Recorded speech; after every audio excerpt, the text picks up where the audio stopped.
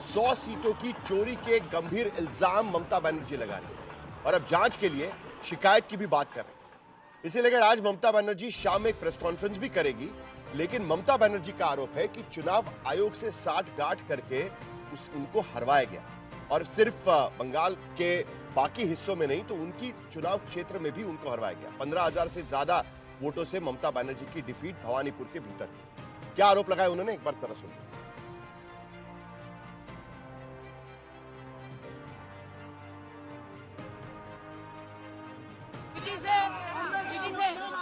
It's a immoral victory, not moral victory.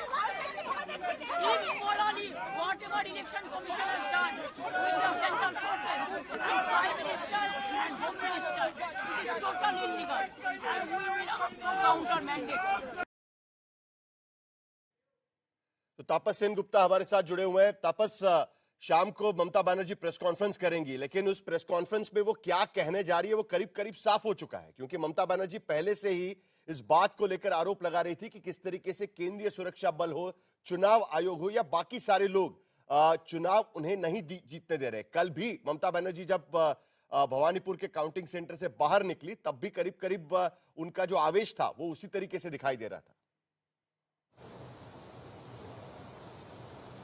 जी बिल्कुल साहिल, देखिए ममता बनर्जी साफ तौर पे कल वो नैरेटिव बना दी थी कि किस तरीके से ये हार के पीछे जिम्मेदार एक चुनाव आयोग है, दूसरे छोर पे केंद्रीय सुरक्षा बलों को किस तरीके से यूज किया गया है। भाजपा के खिलाफ तो उनका था ही ये आरोप, लेकिन अब देखना ये होगा कि एक और बात कल ममता बनर्जी ने साफ कहा था कि अब जाकर आगे वो इस बात को लेकर पार्टी के अंदर चर्चा करेंगी और क्या कोई कानूनी लड़ाई के लिए तृणमूल कांग्रेस तैयार होंगी, क्योंकि अलग अलग तृणमूल के अलग अलग नेताओं से बात हो रही थी। कुछ लोगों का ये कहना है कि शायद ये जो काउंटिंग प्रोसेस है इसे चैलेंज करते हुए कोर्ट जा सकती है तृणमूल कांग्रेस और ये कानूनी लड़ाई के तहत वो इसे चैलेंज कर सकते हैं।